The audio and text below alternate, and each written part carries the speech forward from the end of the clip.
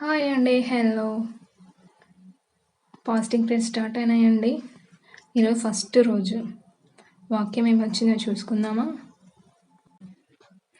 మత్తయి గ్రంథం 21వ అధ్యాయం 18వ వచనం. ఉదయమందు పట్టణమునకు మరలా వెళ్ళుచుండగా ఆయన ఆకలిగొనెను. అప్పుడు త్రోవ పక్కన ఉన్న ఒక అంజూరపు చెట్టును చూచి దాని యొద్దకు రాగా దాని యందు ఆకులు తప్ప మరి ఏమీ కనపడలేదు. గనుక దాన్ని చూచి ఇక మీదట ఎన్నటికీ నువ్వు కాపు కాకుందువు గాక అని చెప్పెను. తక్షణమే ఆ అంజూరపు చెట్టు ఎండిపోయెను. శిష్యులు అది చూచి ఆశ్చర్యపడి అంజూరపు చెట్టు ఎంత త్వరగా ఎండిపోయెనని చెప్పుకొనిరి. అందుకు యేసు, మీరు విశ్వాసము కలిగి సందేహింపకుండిన యెడల ఈ అంజూరపు చెట్టునకు జరిగిన దానిని చేయుట